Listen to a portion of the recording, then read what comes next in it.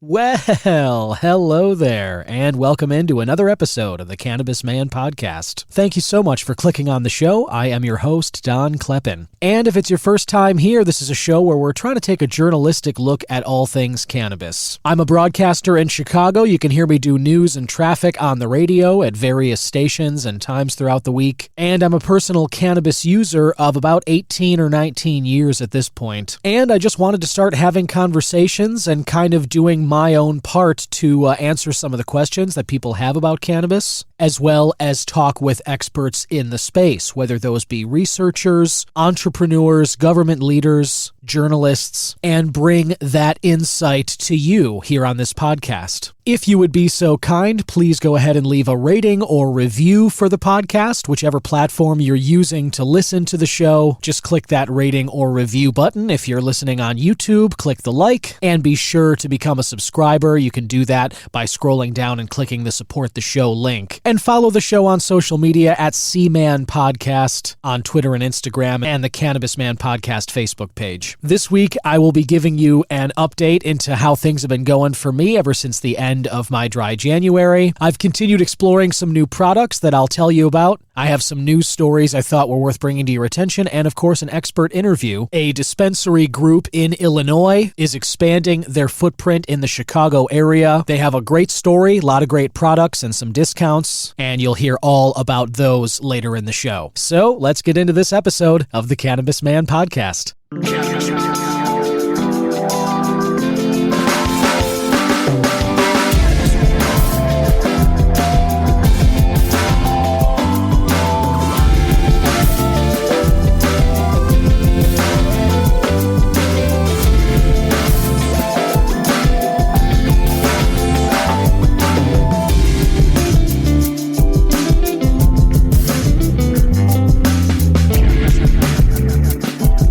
This is Tommy Chong, and you're listening to the Cannabis broadcast.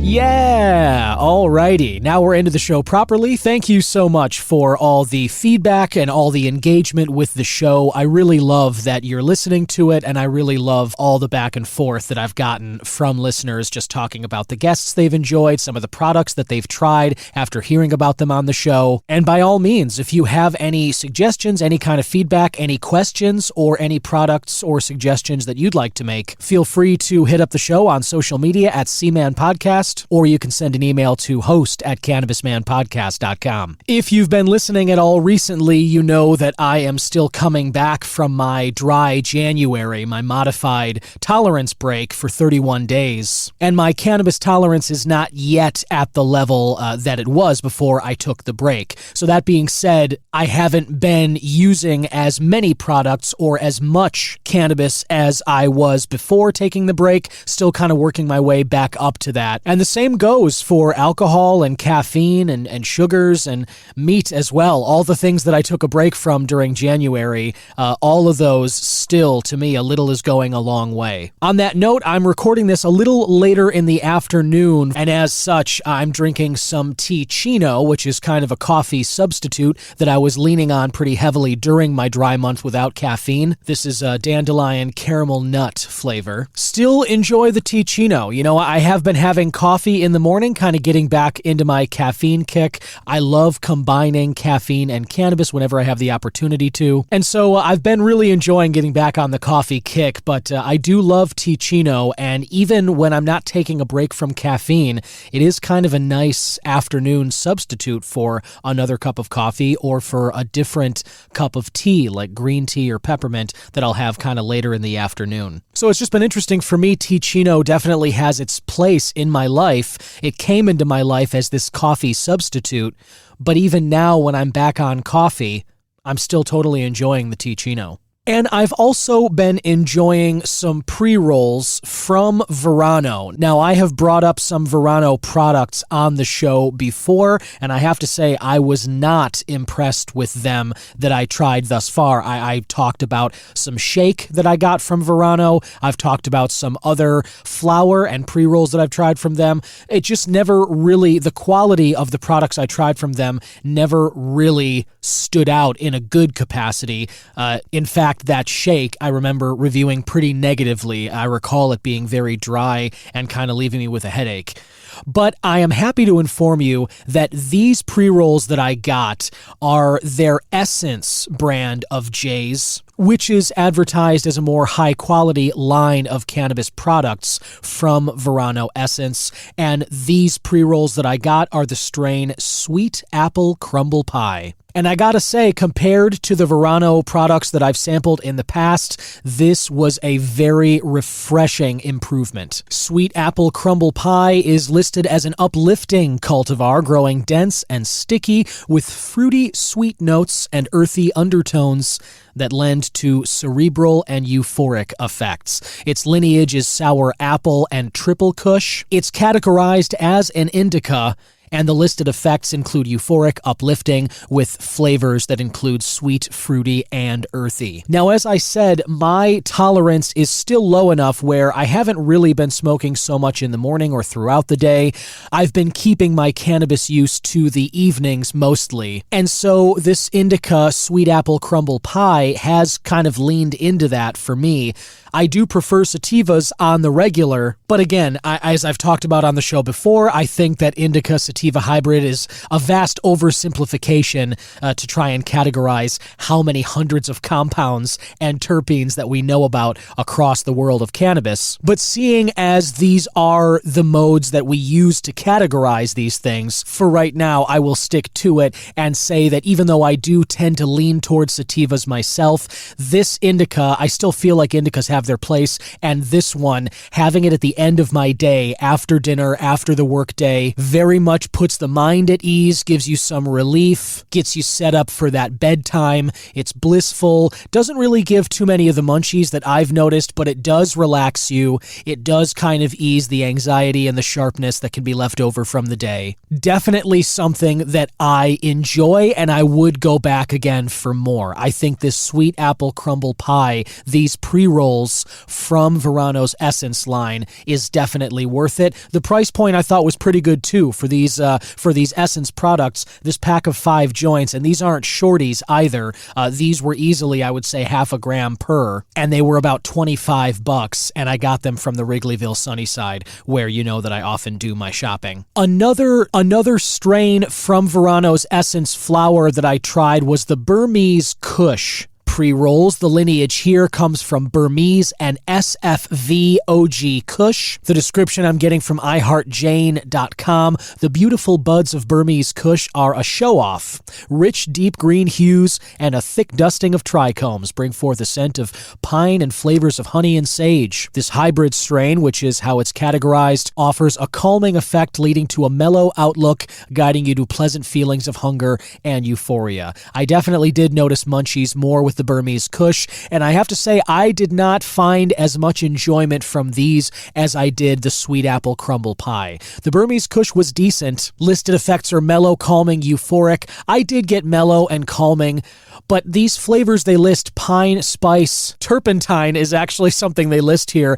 and I'll say that's kind of the flavor that I got. Pine and spice didn't really come through for me, but a little bit of the turpentine is really what came through, and I noticed that this was also very dry. Just like the shake that I talked about from Verano in the past, I was not impressed with the smell and with the dryness of this Burmese Kush. Felt it more in the head than the body, and as I said, there was a little bit of munchies with these, but probably not a product I'm going to go back to personally. Did like the Sweet Apple Crumble Pie, not a big fan of the Burmese Kush from Verano Essence there. Now let's roll right into the News Joint wrap, brought to you by IllinoisNewsJoint.com. Think of it as the joint you can hit for all your Illinois cannabis news and reviews. These are news headlines and events related to cannabis in or around Illinois. And one story I thought was worth your attention: Illinois Representative Vela introduces cannabis DUI bill. As Jason Brown of IllinoisNewsJoint.com notes here,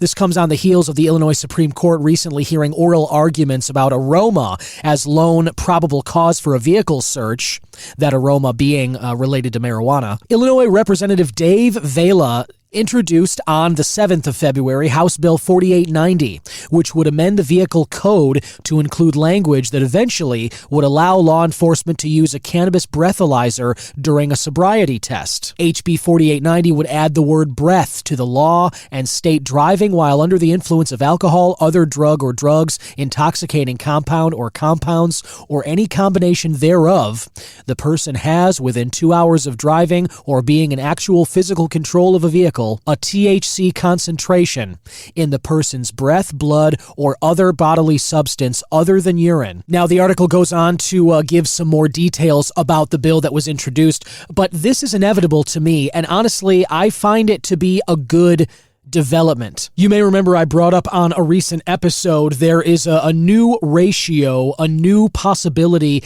to measure current inebriation by THC. This was out of the University of Colorado study, I believe, and they found another way of measuring with 98% certainty through a breathalyzer. Really, they measured these metabolites and a ratio between two of them and basically are able to suss out if you've consumed or not within the last 30 minutes, again, with 98% certainty. And therefore, they have a better idea of whether you're actually under the influence of that much more accurately than THC blood tests currently give us a view of. And that development, this ability to measure more accurately current state, whether it's altered or not, or whether, you ingested THC 30 minutes ago versus any time in the last 3 weeks. With that is going to come the potential for more regulation, but in this case, that's a good thing. We want law enforcement to be using devices that give them a more accurate reading instead of just taking basic THC blood tests like they do now. And if you're a regular user, you can test positive for that up to 11 weeks after your last time using cannabis, which is almost 3 months. So obviously we've needed improvement in that regard. And when that improvement comes, as it seems to be on the way right now, that's going to lead to better regulation for all of us. Another story here from IllinoisNewsJoint.com, HB 5284 to eliminate healthcare facility restrictions on medical cannabis use. If the bill becomes law, Illinois registered qualifying medical cannabis patients would gain more rights within a healthcare facility. This article came out February 9th. Jason Brown notes that the day before, Illinois Rep. Kevin John O'Lickle introduced the bill that would eliminate healthcare facility restrictions on medical cannabis use by registered qualifying patients. The amendments to the Compassionate Use of Medical Cannabis Program Act would look like this. Provision 1, no healthcare facility shall prohibit the use of medical cannabis by a registered qualifying patient within a healthcare facility unless the patient is receiving emergency services and care that is deemed medically necessary by the patient's healthcare provider. No healthcare facility shall unreasonably restrict the manner in which the registered qualifying patient stores and uses medical cannabis. So I'm sure you can see already how beneficial this would be. Anybody in a healthcare facility in Illinois, if you're a qualifying medical patient and you're registered with your card and it's all active, you could be in a hospital, you could be in a pharmacy, you could be somewhere, and the use of your medical cannabis would not be prohibited by any of these facilities that you could be in. So this could be huge as well. I really like the way that might go. And one final story I thought you'd really like to hear about, listener. The Illinois Senate Bill 2321 would remove workplace THC drug tests. Illinois Senator Robert Peters introduced the bill on February 8th, which, among other amendments, would provide an employer may not refuse to hire an individual or discipline an employee because of results of an individual's drug test indicate the presence of THC on the part of that individual. SB 2321 amends the Right to Privacy in the Workplace Act and deletes references to a THC drug-free workplace policy. An amendment also defines lawful products, quote, as products that are legal for the employee to use under state law. SB 2321 does permit an employer to enforce a pre-employment drug testing policy, zero-tolerance drug testing policy, random drug testing policy, or drug-free workplace policy, or disciplining an employee for violating such policy, but provides that an employer may not take an adverse action against an employee solely because of a positive drug test for cannabis, unless the test results exceed the limit set forth in certain DUI provisions of the Illinois Vehicle Code. Again, kind of getting at the point where if you are severely altered, if you're in an inebriated state brought on by use of cannabis at your workplace, just like with alcohol or any other substance that can get you to that severely altered state, if you test and prove that that's where you are, there will be consequences for it. So it's certainly not carte blanche to just, show up at work completely blitzed, which none of us should be doing anyway, unless you're comfortable risking the consequences of that. But I like that this adjusts the Right to Privacy in the Workplace Act and could potentially bump THC drug tests altogether from several companies. So I'll definitely keep an eye on any adjustments with that. And of course, if you're interested in any more information about those stories and reviews and events and other such topics related to cannabis around Illinois, head to IllinoisNewsJoint.com. Before we get to this week's interview, listener, I wanted to give you a little bit of an update. I mentioned last week on the episode when I was interviewing Jason Erkes of Cresco Labs, talking about their partnership between the 50/50 Group and their Good News brand of cannabis that resulted in a THC-infused buffalo wing sauce, which they sold at Sunnyside Dispensaries ahead of the Super Bowl. I was lucky enough to get to try some of that buffalo wing sauce. My wife, who is 7 months pregnant, so she made the food, but she did not partake in it, but she still was kind enough to make me about 6 wings, and she put on about 20 milligrams worth of the sauce, in terms of THC anyway. She spread that across the wings, and my goodness, did I love my experience with these. The flavor, first of all, just in terms of it being regular buffalo wing sauce, the flavor was unique and positive in many ways. What I felt from it was a fun mix of sweet and sour and spicy. It was crazy. I mean, the first thing I noticed was like the sweetness, and then it kind of drops off the way sweet and sour chicken does, like if you're eating Chinese food. The sweetness hits you first, then you're left with a little bit of like a sour aftertaste, and then the spice moves in slowly. After about 2 or 3 wings, I had to take a break because the spice meter was for real. It felt like my tongue was numb at some point, and I had to have some like milk on hand there too. But anyway, I finished the 6. They were fantastic. And by midway through the 4th quarter, and certainly through the overtime period of this Super Bowl, I was really, really feeling, especially after this dry January and my tolerance isn't where it was, I was really feeling the effects of this. I was very spacey in the head. I was barely paying attention to the game, totally glued to the couch and just enjoying my time. Severely altered, and it was great. I've still got plenty of the sauce left, and I look forward to having more of this on a special occasion or whatever. But as I mentioned last week on the episode, I just hope to continue seeing products like this.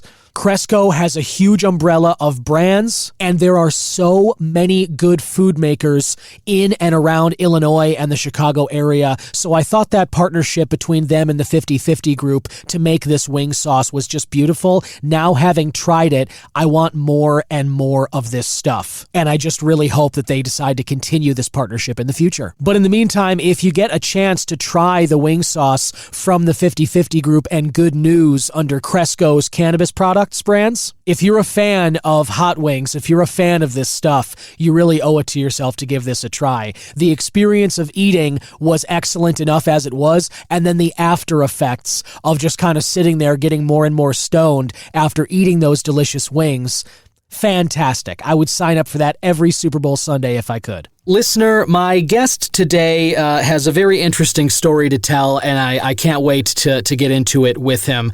He is working with a very unique dispensary, hopefully, a story that becomes a little more common, I think we're all hoping for as Illinois continues to abide by the commitments that it made to social equity. I've talked on the show a lot about the equity component of Illinois' cannabis market, and we all know that last year financially was great for Illinois. Cannabis has been the state bringing in $1.6 billion in recreational sales last year.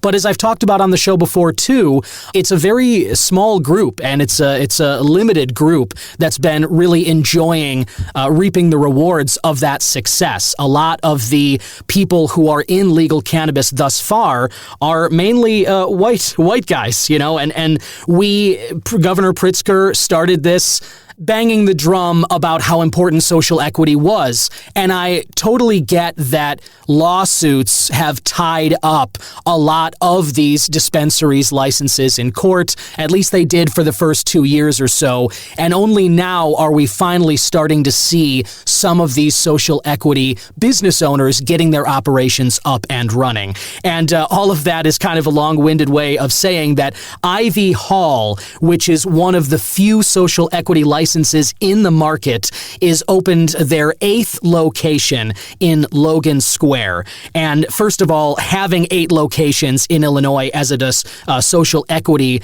license holder is impressive enough as it is. But to be in Logan Square, serving that market along with Humboldt Park, where I used to live, I'm really looking forward to talking with my guest today, who is the vice president of Ivy Hall, Omar Delgado. Welcome in, Omar. Hi, Don. Thank you for having me. I appreciate it. In the introduction there, I wanted to say I think that 8 locations is really exciting, as I say, especially for a social equity license holder.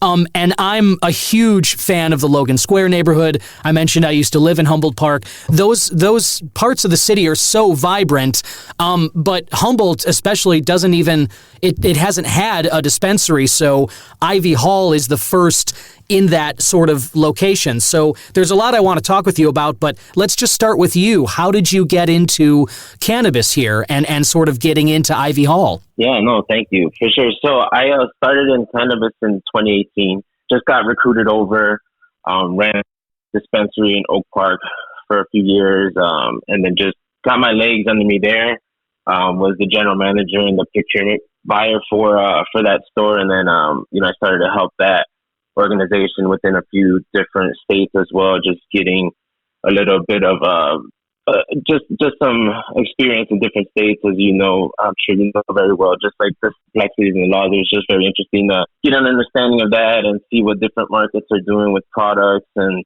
just got a good experience there. From there, I went over to a different cannabis company.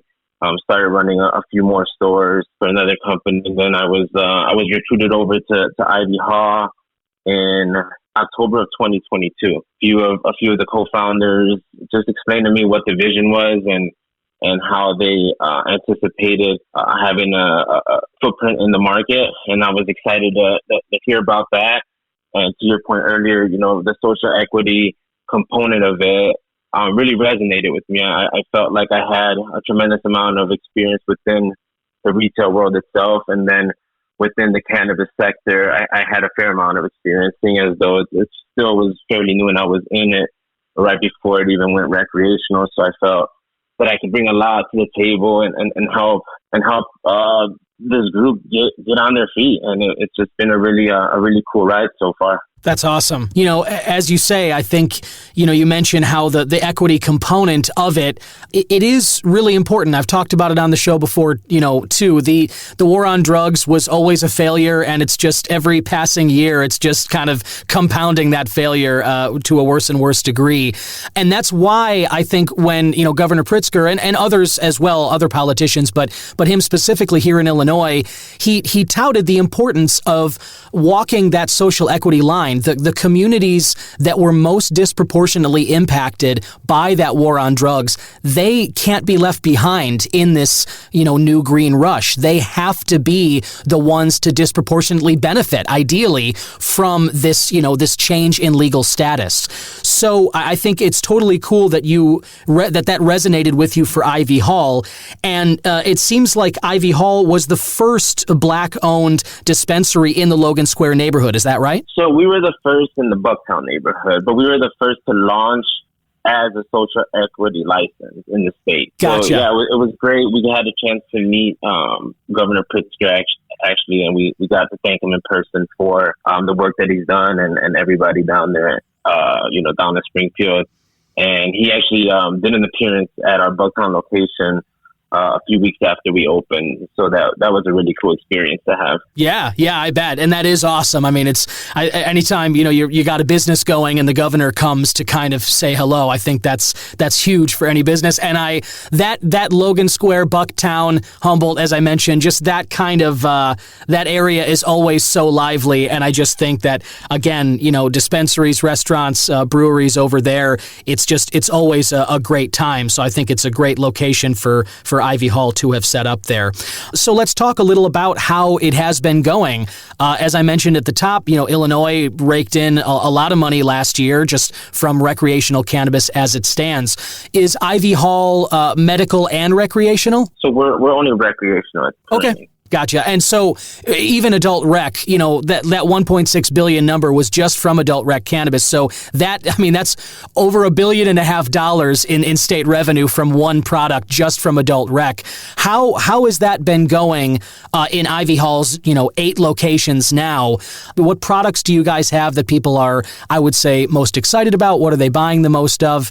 And then we can kind of move into Illinois' legal cannabis after that. Yeah, no, so it's been going great. That, as you said, we've opened up our 8th location, and it's one that's really close to my heart. I know that you stated you lived in the Humboldt Park neighborhood, and I grew up around there. I lived in that area between there and Humboldt, Logan, and like Belmont, Cragen area. Oh, sure. In my early 20s. Right on, dude. Yeah, I was between the flags off of California Division in Humboldt there. Oh my God, of course. Yeah, no, I know. It's interesting to me. I'm sorry to get off topic here a bit, but oh, go for it. As we were just like building the store and doing the things that it takes in order to become operational, every time I was going into the neighborhood, it was like just taking a stroll down memory lane, like even the actual site that we are on is where my mother used to take me to do laundry with her. So wow. It was just like a real full circle thing. When I called her, she was just like, what?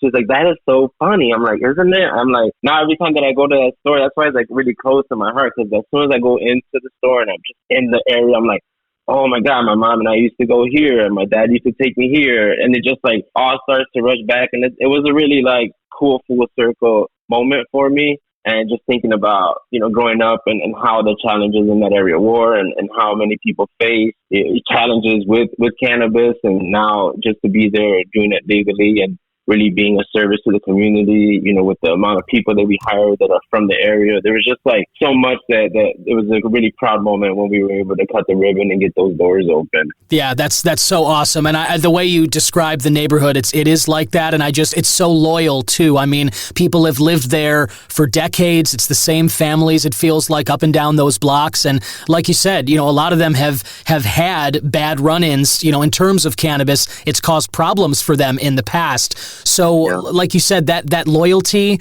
for them, the commitment to the area, and now having a dispensary there, it is really full circle. It's cool that you can kind of return that loyalty, back to them in a place that is just, it's just full of it, Definitely. So for us, we definitely are fortunate and had some success, and have people within our organization that have a lot of experience, and I think that is really where we're finding a lot of our success. We've been set up, to win.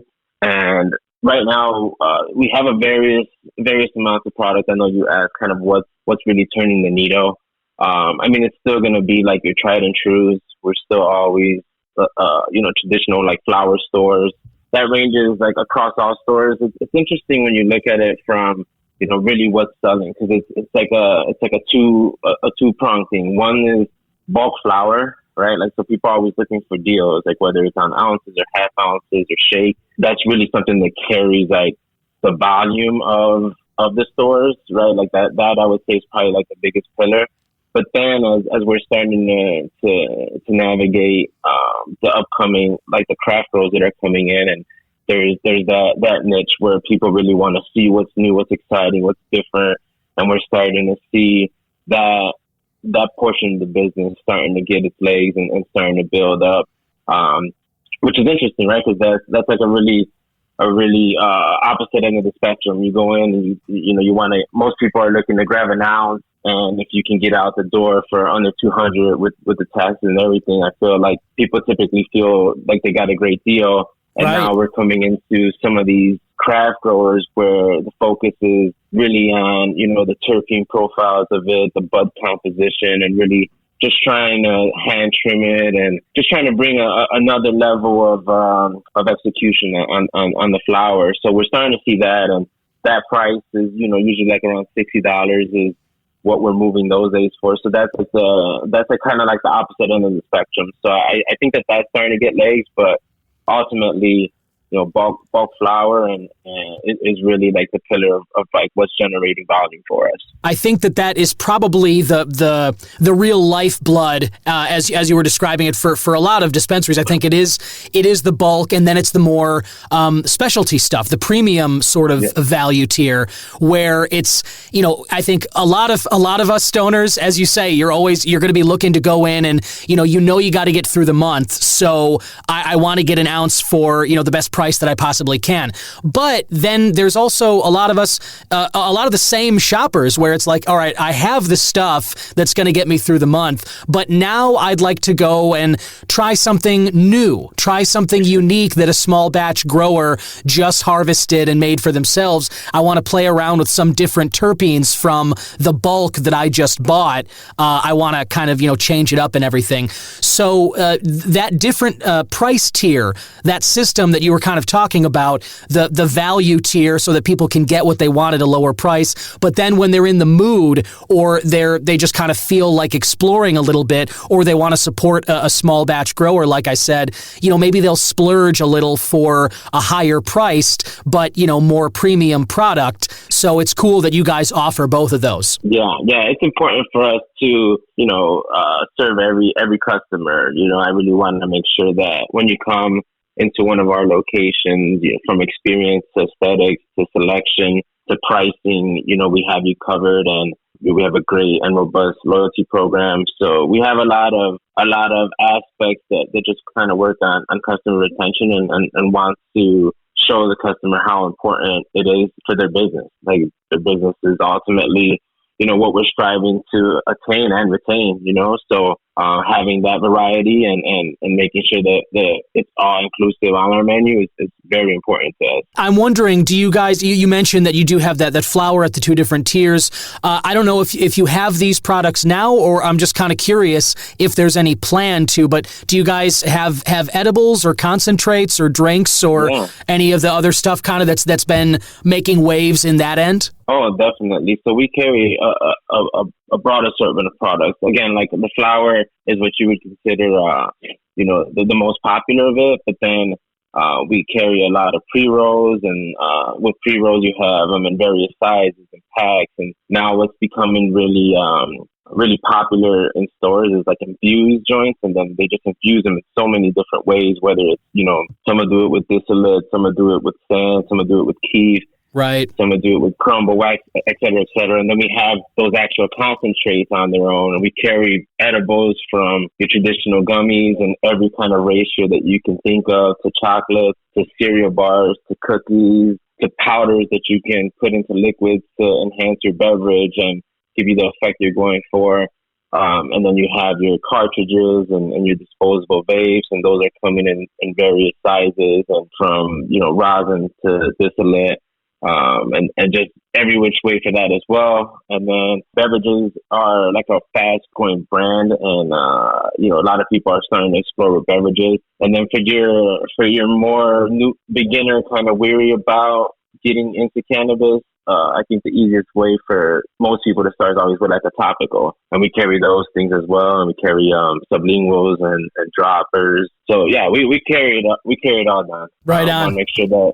Yeah, exactly. That's good. That's good. Yeah, for sure. Yeah, I think, as you say, meeting people where they are is really important. People have different, wants, needs, and I love that, you brought up topicals. I think that's huge. That and gummies, they really seem to be the lowest barrier to entry for people who maybe don't have any experience with cannabis, and now that it's legal, they at some point try and, they want to see more about it. They want to experiment, and those two products, I really feel like, topical cream creams and then just something like a gummy or even a drink. You mentioned those are also getting popular. That stuff is huge for people who've never tried cannabis, maybe have no interest in smoking or for whatever reason. And I think having stuff that, is reachable for people at any stage, that's really cool that you guys are doing that.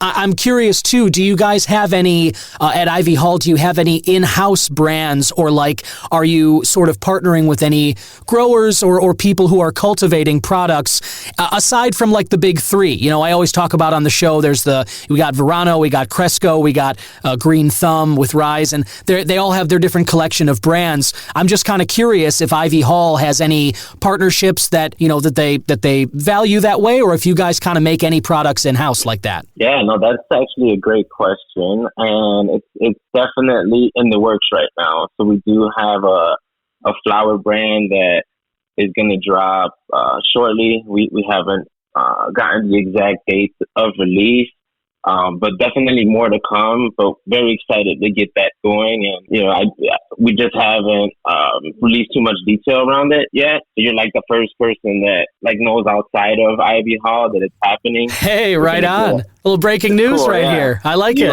You're breaking news for sure. But so we're still kind of just formulating the market plan for our release, but really excited to get some house brand flower to go. It's going to be very premium, and we're partnering with a great brand, and really excited to get that going. So yeah, that'll come at some point in early March, and we're looking to see where that takes us. But we're excited to just have our own brand on our shelves, and it's really going to represent what Ivy Hall is all about, and be a premium product at a really great price. Right on. Yeah, that does sound exciting, and I'm sure that there's a lot of people who are going to be looking forward to giving that a try to just keep supporting Ivy Hall in whichever way they can. On that note, in terms of supporting, as we've been saying, there's 8 locations. I know that you are obviously involved with the Logan Square location. Where can people find the other locations to figure out which one's closest to them? If you know offhand what other neighborhoods they're in, or if there's a website people can go to. Yeah, so we have 8 locations, as you stated. You could definitely go over to ivyhall.shop. That'll take you to our website, and it'll put you right up to our menu. You can also go to ivyhalldispensaries.com. Either way, it'll get you over to our store locators. In the city, we have one in Bucktown, on Damon and St. Paul. Gotcha. And then we have some in the northern suburbs. We have Bolingbrook, Crystal Lake, Glendale Heights, Montgomery, Waukegan. And then we have one in Central Illinois in Peoria. That one was our 7th location to open. Yep, and we have another store coming hopefully this month. We're in the process with the state now, just finalizing our application and making sure that we set up our inspection with them. But we're anticipating that we will open our 9th location in February. Wow, and that'll be in Streamwood. That's very exciting. It seems like you guys really are, cooking with gas right now at Ivy Hall. And I wanted to ask about that. You obviously with 8 locations, with a 9th, coming later this month in February, you guys have a lot of experience working with the state and the regulations, the getting the paperwork in on time, and all of what it takes to get, to remain compliant with the state and get your operations up and running. What has your experience been like working with the state of Illinois and it's legal cannabis? How have you found this process to be, just in terms of getting your stuff and getting onto the market and everything? Yeah, so I would say, I think that my approach with the state has always been to leverage them as a partner, right? So every time that we go through and we're making decisions, for the safety of our customers, for the safety of our employees, and if something's really black and white, really take the state on as a partner. And I think when you do that and you really show them your commitment to compliance and the fact that, you want to be a great operator. And I take a lot of pride in our stores being, great operators. So that's the way I've always seen it with them. I have many of their personal numbers from the IDSPR and ISP. And, I think that the more you communicate with them and the more open you are with them, the better your relationship is. So, for us in general, it's been a really great relationship. We haven't had any issues at all. And I think that it just really comes down to the fact that, we always take them on as a partner. We prefer to like over communicate than not communicate enough. And I think that really takes our relationship to another level with them. And there's a lot of mutual respect there as well. That's good. Yeah, that sounds good. I think that's a great mantra that you've got there, like a great attitude about it. And I'm sure the state appreciates that as well. A couple more questions, Omar. Do you guys have any, we mentioned that Illinois it's all the states right now until the DEA, the FDA, until we get any kind of news about rescheduling and changing the federal prohibition here. Each state, I always say on the show, is effectively its own island in terms of cannabis laws. There's no interstate commerce. Everybody does it a different way.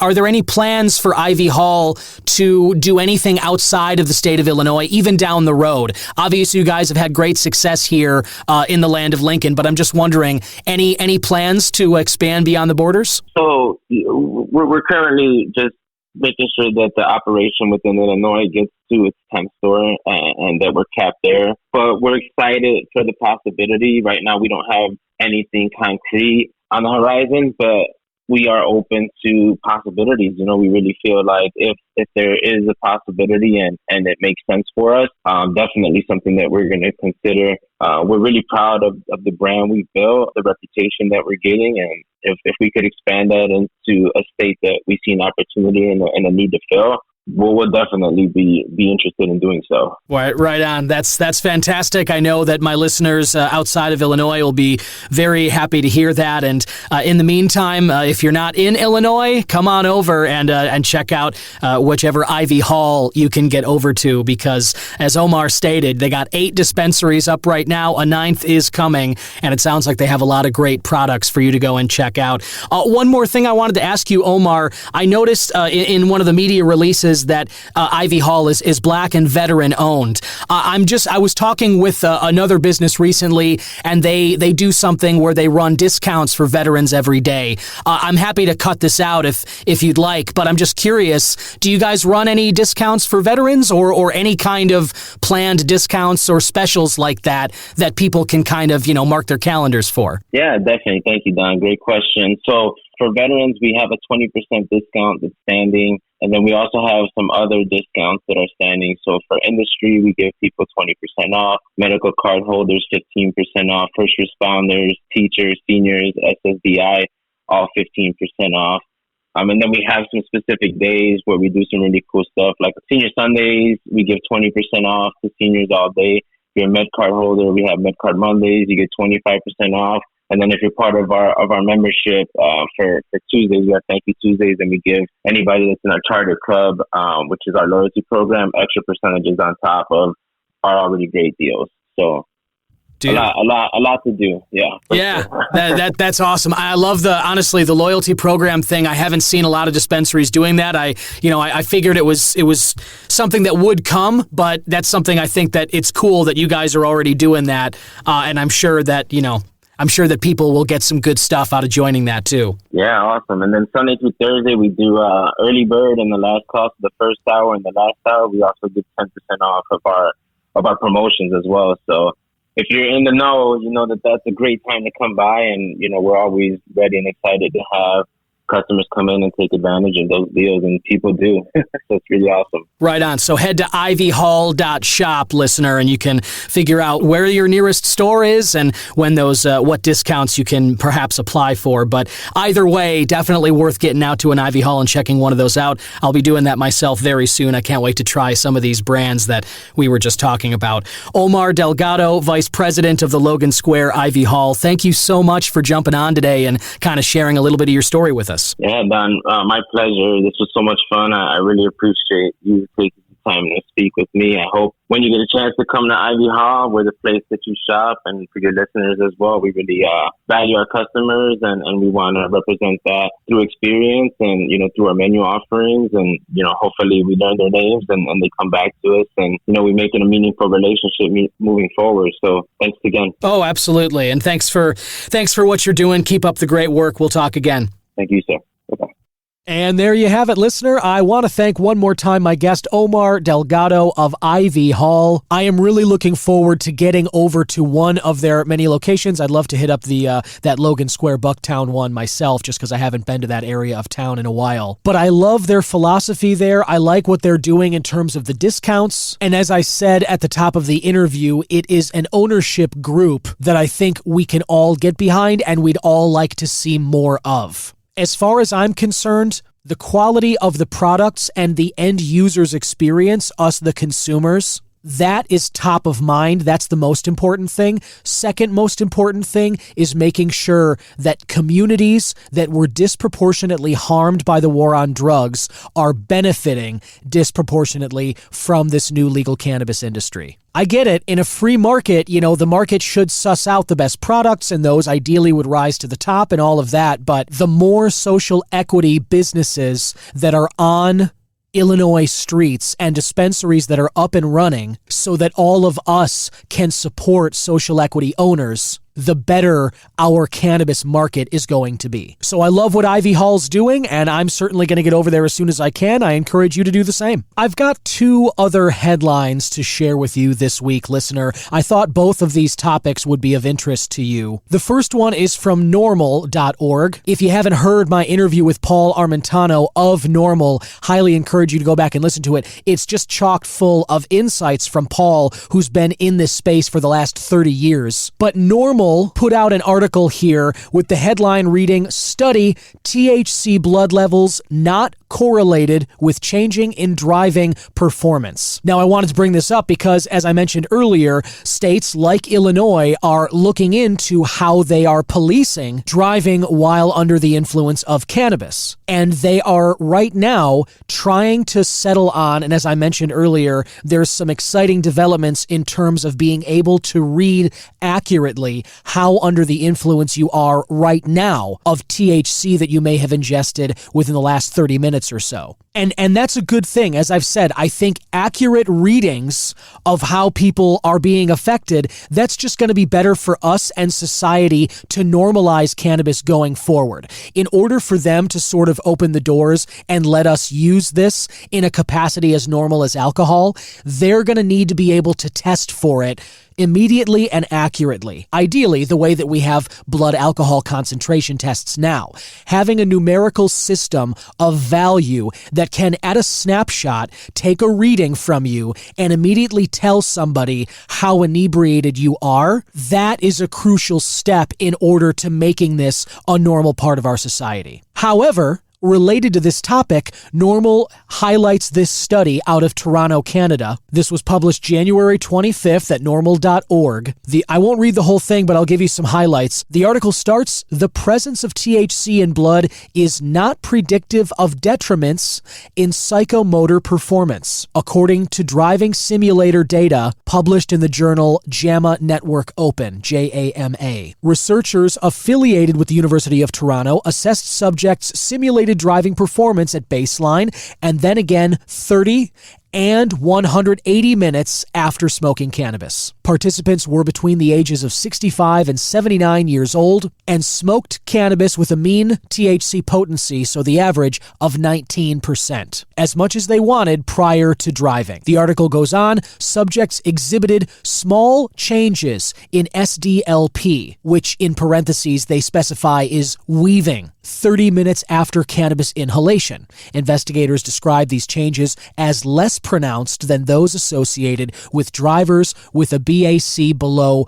0.05%. That 30 minutes after smoking as much cannabis they wanted, these 65 to 79-year-olds were weaving less than drivers who had a BAC below 0.05%, meaning that in that control group, the variations on their psychomotor controls, holding onto the wheel and operating the vehicle, their weaving was less pronounced than people who were a little buzzed but still within the legal limit for alcohol consumption. The article goes on, consistent with the results of prior studies, participants decreased their speed after smoking and were more likely to self-assess their performance as impaired. cannabis use did not impact participants' reaction times. And then the last thing I'll read is that subjects' simulated driving performance returned to baseline within 3 hours. So there's a little more information in this article here. I will share it, as I always do,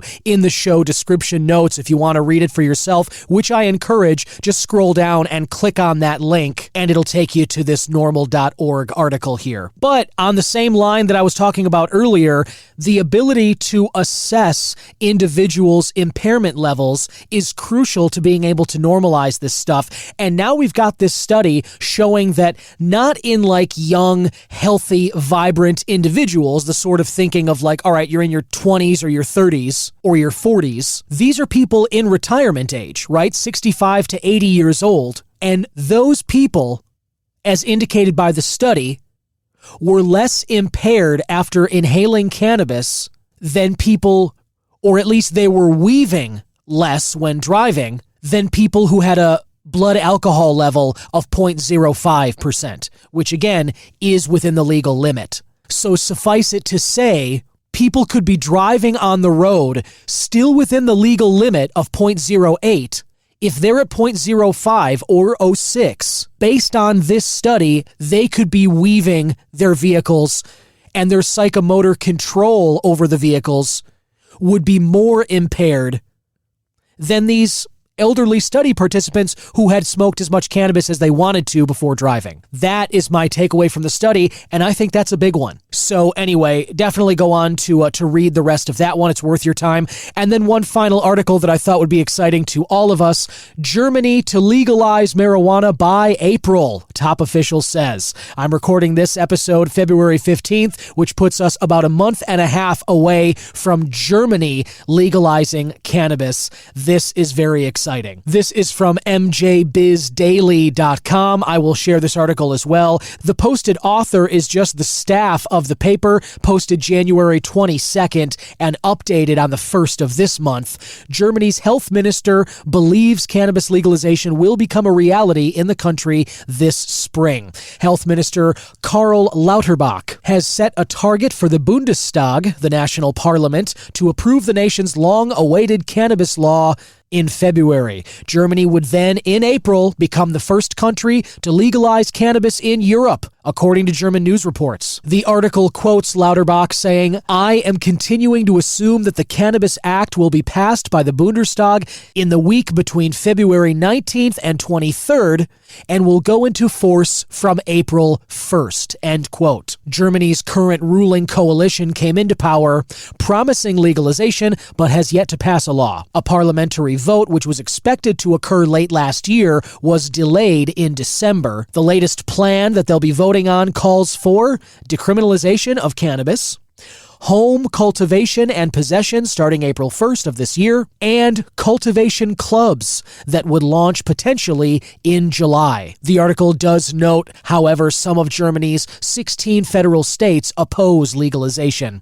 The southern state of Bavaria, which is governed by the conservative Christian Social Union, wants the law blocked, even though the latest version of the measure is a major step back from the original plan of full legalization. That's pretty much the entirety of this article. I will also share it in the description notes. Read it for yourself. Just scroll down and click that link, and you can kind of see what I was talking about there. But we have another country, and the first in Europe, according to their reports, who will legalize cannabis in just a few short weeks. Very, very exciting stuff. I love seeing more states join this party. I love seeing more countries join this party. And to all my friends in Germany, hang tight. The green rush, as I've been calling it here, is about to crash over your country as well. And I hope you get to enjoy it as much as I am here. I have also really been enjoying indulging in coffee again. I love getting my morning caffeine kick back after that dry January,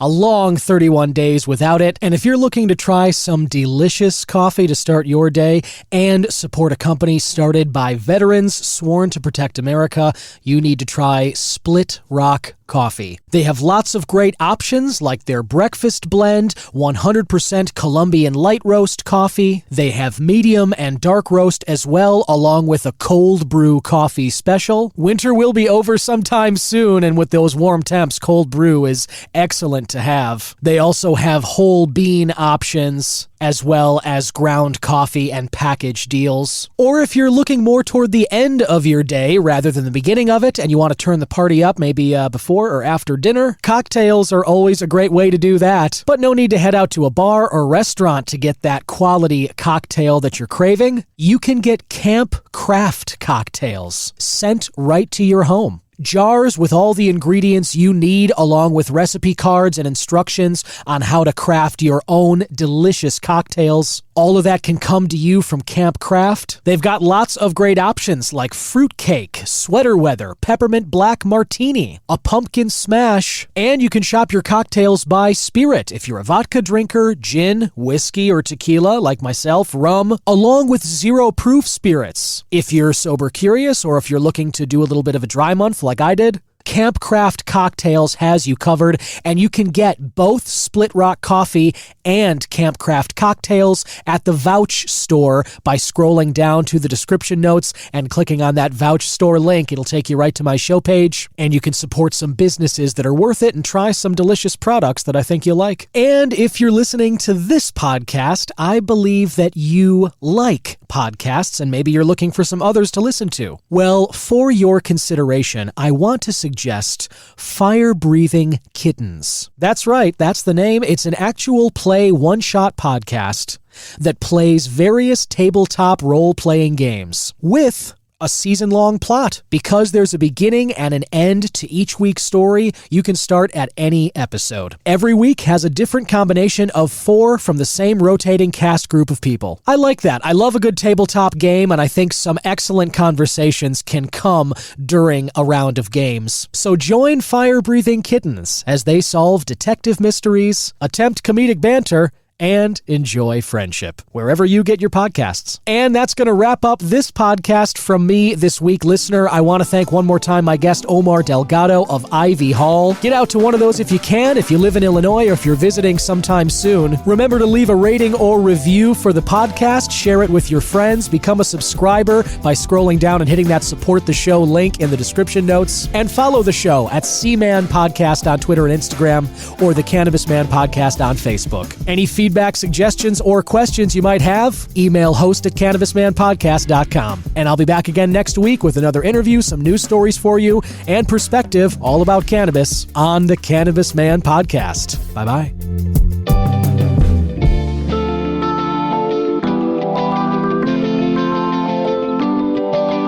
Cannabis Man is 100% originally crafted by myself, Don Kleppen. Original theme music written and composed by Yusu Kim, aka Good Son.